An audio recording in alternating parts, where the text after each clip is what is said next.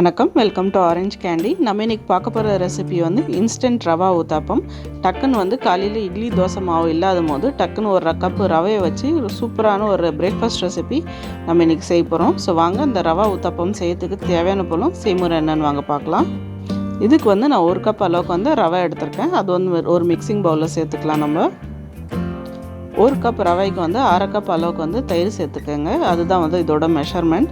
நம்ம வந்து மாவு வந்து அரைச்சி புளிக்க வைக்கல. ஸோ ஸ்லைட்டாக வந்து கொஞ்சம் புளிப்பு டேஸ்ட் கொடுக்கும். அப்புறமா வந்து நம்ம ஊத்தாப்பம் வந்து நல்லா சாஃப்டாக இருக்கிறதுக்கு ஹெல்ப் பண்ணும். இது கூட வந்து ஒரு கொத்து அளவுக்கு வந்து ஃப்ரெஷ் கருவேப்பிலை பொடியாக நறுக்கி சேர்த்துக்கிறேன் நான். இது கூட வந்து 1/2 இன்ச் சைஸ் அளவுக்கு இஞ்சி வந்து தோல் சீவி பொடியாக நறுக்கி சேர்த்துக்குங்க.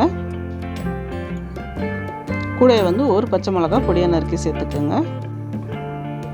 இப்போ இதுக்கு தேவையான அளவுக்கு வந்து உப்பு சேர்த்துக்கலாம். நம்ம ஒரு கப் அளவுக்கு வந்து தண்ணி சேர்த்துக்குங்க. நான் ஒரு கப் ரவைக்கு ஒரு கப் அளவுக்கு வந்து தண்ணி சேர்க்குறேன். ஸோ தண்ணி சேர்த்துட்டு இதெல்லாம் வந்து நல்லா மிக்ஸ் பண்ணி விட்டுக்கலாம். கட்டிலாம் இல்லாமல் நல்லா வந்து ஈவனாக வந்து மிக்ஸ் பண்ணி விட்டுக்குங்க. இப்போ பாருங்கள், ஸ்மூத்தாக வந்து கட்டிலாம் இல்லாமல் நல்லா வந்து ஈவனாக மிக்ஸ் பண்ணி விட்டாச்சு.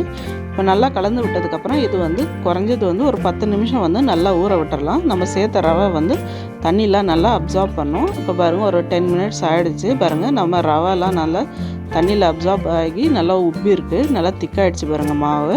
இந்த ஸ்டேஜில் இது கூட வந்து நம்ம 1 டேபிள் ஸ்பூன் அளவுக்கு வந்து தண்ணி சேர்த்துக்கலாம். ரொம்ப தண்ணி சேர்க்காதீங்க, இல்லைன்னா தோசை மாவு மாதிரி ஆகிடும். ஸோ கொஞ்சம் ரொம்ப தேவைப்பட்டால் மட்டும் 1 டேபிள் ஸ்பூன் அளவுக்கு வந்து தண்ணி சேர்த்துக்குங்க. தண்ணி சேர்த்துட்டு நல்லா மிக்ஸ் பண்ணி விடுங்க. அவ்வளோதாங்க, மாவு வந்து ரெடியாக இருக்குது. வாங்க இப்போ நம்ம ஊத்தாப்பம் எப்படி ரெடி பண்ணுறதுன்னு வாங்க பார்க்கலாம்.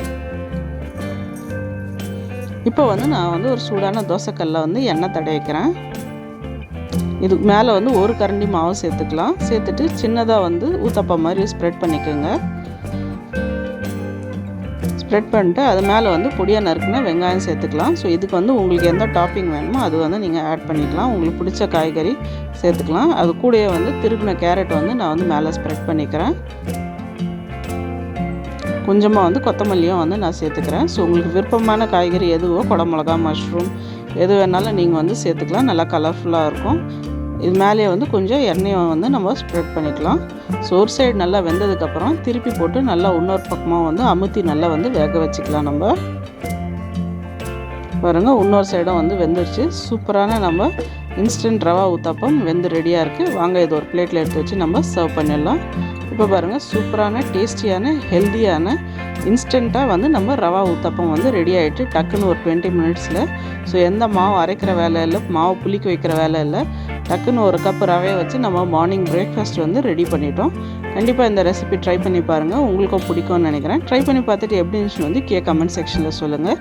இதுக்கு வந்து சிம்பிளாக ஒரு தேங்காய் சட்னி வச்சு சாப்பிட்டாலே சூப்பராக இருக்கும் டேஸ்ட்டு. ட்ரை பண்ணி பார்த்துட்டு வந்து கமெண்ட் செக்ஷனில் சொல்லுங்கள். அப்புறம் இந்த வீடியோ உங்களுக்கு பிடிச்சிருந்தா லைக் பண்ணுங்கள், ஷேர் பண்ணுங்கள். அப்புறம் மறக்காமல் எங்கள் சேனலில் ஆரஞ்ச் கேண்டிக்கு சப்ஸ்கிரைப் பண்ணுங்கள். கூட வந்து பெல் ஐக்கனை ப்ரெஸ் பண்ண மறக்காதீங்க. அப்போ தான் எங்கள் சேனலோட உடனடி நோட்டிஃபிகேஷன் உங்களுக்கு வரும். நன்றி, வணக்கம்.